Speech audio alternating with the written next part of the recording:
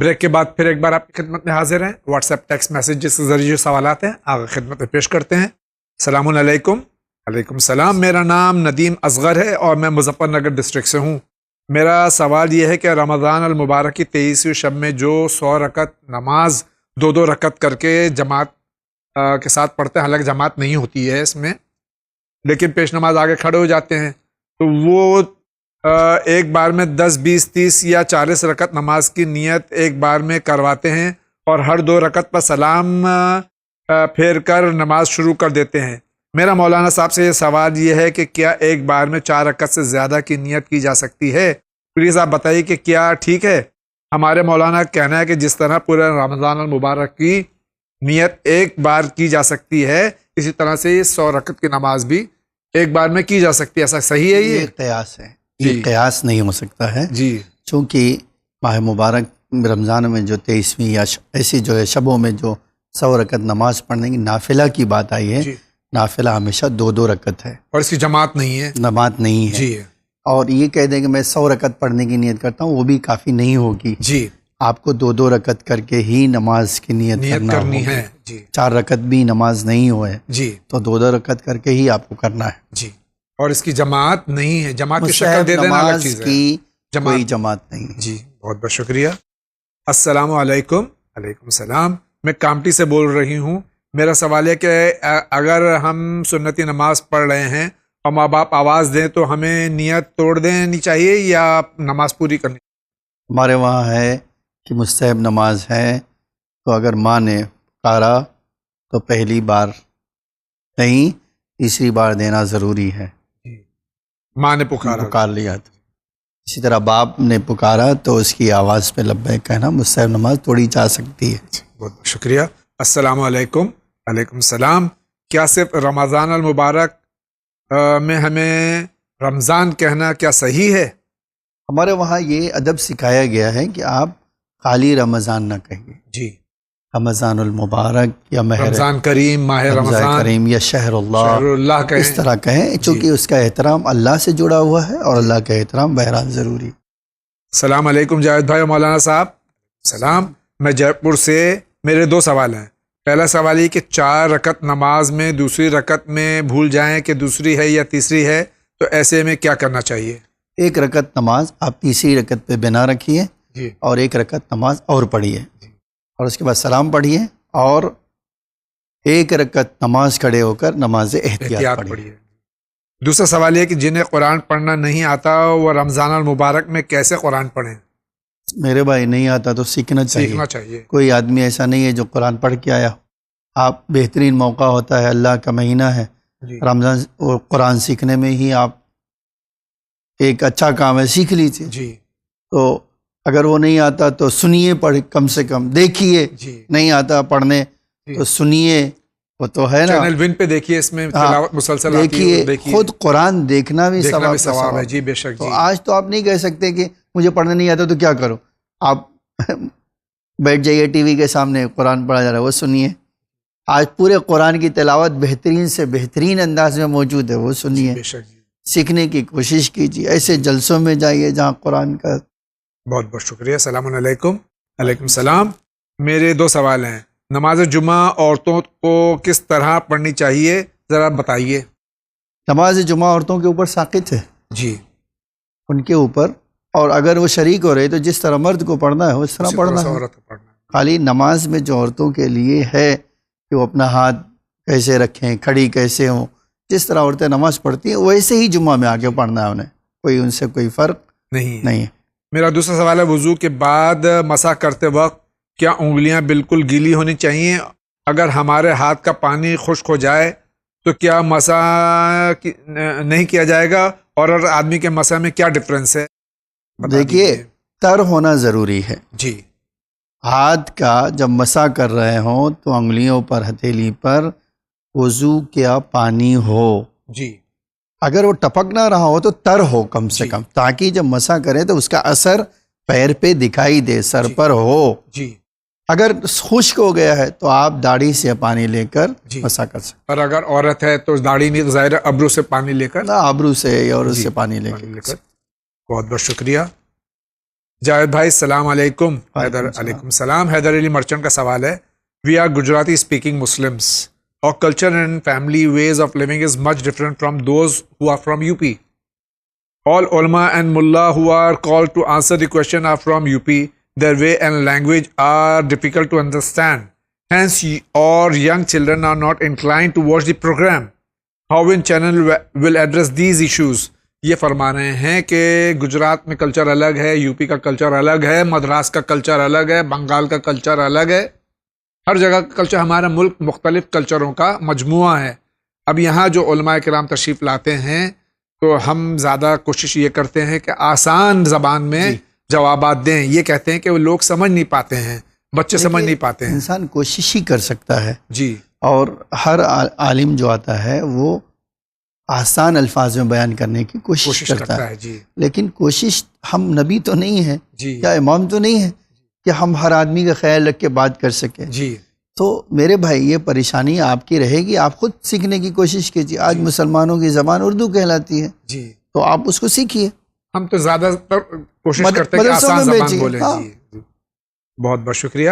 میرا نام ہنا ہے, مجھے کچھ بات کرنی ہے اپنے شوہر کے بارے میں. میرے شوہر مجھے بالکل بھی عزت نہیں دیتے اور بہت برا برتاؤ کرتے ہیں.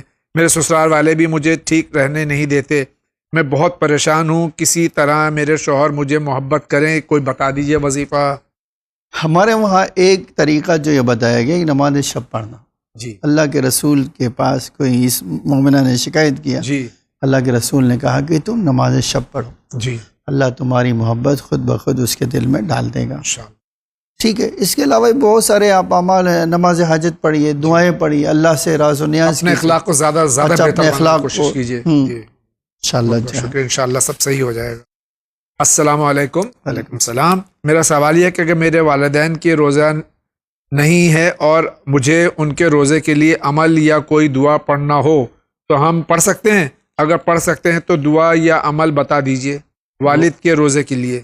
روزہ اگر قضا ہے تو آپ کو قضا کرنا ہے. اگر والد کا انتقال ہو چکا ہے تو ان کی قضا کرنا ہے. جی, اور اگر وہ زندہ ہے تو ان کے لیے دعا کرنا ہے. جی, دعا کچھ بھی آپ کر سکتی ہیں, اس کے لیے کوئی اسپیشل دعا کی ضرورت نہیں ہے. آپ ان کی توفیق کے لیے, ان کی زندگی کے لیے, ان کی روزی کے لیے, ان کی صحت کے لیے دعا کیجیے. سر, آپ کا ون چینل پاکستان میں صحیح نہیں چل رہا ہے, اسکریچ کر رہا ہے. آپ کی نشریات بہت اچھی ہیں. سکندر لطفی, ڈسٹرکٹ سانگڑ, سندھ سے.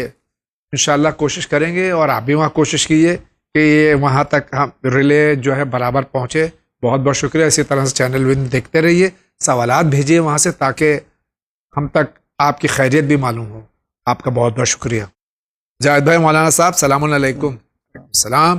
میں شہر امراوتی مہاراشٹر کا باشندہ ہوں. سب سے پہلے آپ کے چینل کو مبارکباد.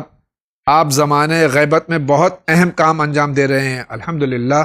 ہمارے شہر میں اہل تشیع کی مسجد نہیں ہے, اور میں جس محلے میں رہتا ہوں وہاں بھی مسجد کی اذان سنائی دیتی ہے. میں گھر میں فرادہ نماز ادا کرتا ہوں. کیا مجھے اذان کہنی ہوگی یا اس اذان کی اتباع کی جا سکتی ہے؟ وجہ واضح کریں. شکریہ, خدا حافظ. دیکھیے, اگر ٹائم وہی ہے جی, تو آپ, اور وہ اذان آپ سن رہے ہیں, دہرا رہے ہیں, تو وہ کافی ہے. جی, لیکن اگر ٹائم الگ الگ ہے, مثلا 10-15 منٹ 20 منٹ آگے ہے, تو پھر آپ کو کہنا چاہیے. السلام علیکم. وعلیکم السلام. میرا ایک سوال ہے کہ کوئی گناہ جان بوجھ کے کیا جائے پھر توبہ کر لے تو وہ معاف ہو سکتا ہے یا نہیں؟ اللہ غفور الرحیم ہے. ہمیں امید ہے اللہ آپ کے اوپر میرے اوپر اپنی رحمت نازل کرے گا, مغفرت کرے. کون کس کو اللہ معاف کرے گا, کب معاف کرے گا, میں نہیں جانتا ہوں, نہ آپ جانتے ہیں. گناہ انسان جب بھی کرتا ہے تو اللہ کی رحمت اللہ کے غضب میں تبدیل ہو جاتی ہے. تو ایک بار آپ, لیکن یہ نہیں کہہ سکتا ہوں کہ کوئی ایسا انسان ہے کہ جس کے لیے کہہ دے کہ اللہ کہتا ہے میں سارے گناہوں کو معاف کروں گا سوائے شرک کے. تو اللہ سے امید ہے کہ وہ ارحم الراحمین ہے, وہ گناہوں کو معاف کرے گا. اور یہ بات تو پکی ہوتی ہے, جان بوجھ کر ہی انسان گناہ کرتا ہے, انجانے میں کیا ہو تو کوئی گناہ ہی نہیں ہے اس کے لیے. خاص طور سے اس ماہ مبارک میں, ماہ برکت, ماہ رحمت, ماہ فضیلت, گڑ گڑا کر اللہ سے دعا مانگیں.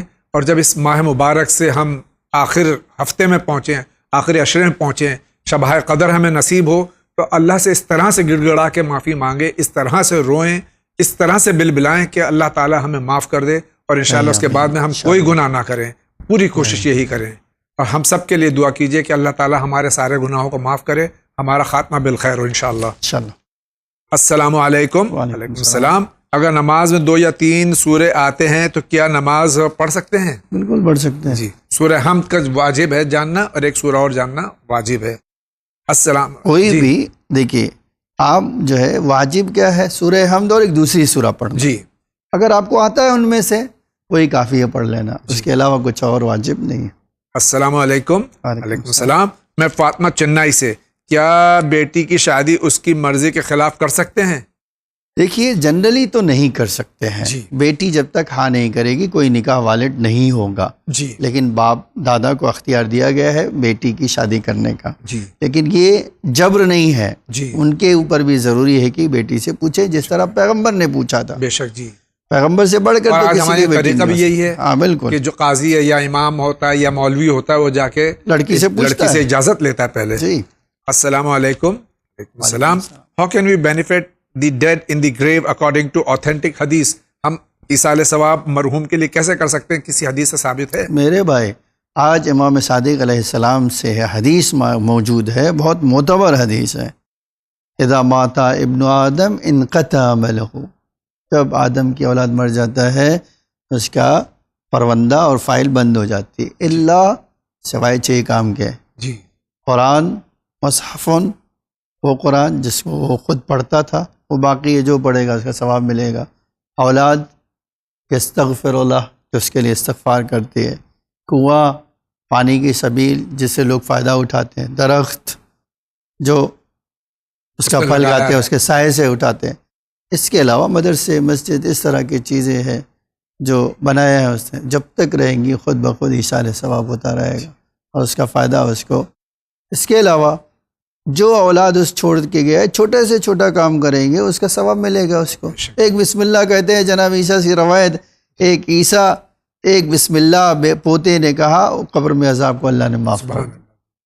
ناظرین کرام، اسی کے ساتھ آج کے اس ایپیسوڈ کا وقت ختم ہو چاہتا ہے. ماہ رمضان المبارک شروع ہوا ہے. پوری کوشش کریں کہ آپ اپنے لیے، تمام عالمین کے انسانوں کے لیے، خصوصاً مسلمانوں کے لیے، مومنین کے لیے، ہمارے زمانے کے امام کے لیے، ہمارے مراجع کرام کے لیے، علماء حق کے لیے دعا کریں. چینل ون کے لیے بھی دعا ضرور کیجئے کہ اللہ تعالیٰ اس چینل کو مزید توفیق عطا فرمائے کہ اسی طرح سے پیغام انسانیت دنیا میں پہنچاتے رہیں. آغا آپ کا بہت بہت شکریہ. شکریہ آپ کا بھی. آج کا پہلا انعام جا رہا ہے. جو شخص پیدائشی نابینا ہے یا کسی حادثے کی وجہ سے نابینا ہو گیا ہے تو ایسے شخص کی روح قبض کرنے کے وقت اسے امام کی زیارت کیسے ہوگی، اور کیا قیامت میں بھی وہ نابینا نہیں اٹھایا جائے گا؟ اسی کے ساتھ اجازت چاہتے ہیں، اس امید کے ساتھ کہ دعا میں ہمیشہ یاد رکھیں گے. وآخر دعوانا ان الحمد للہ رب العالمین.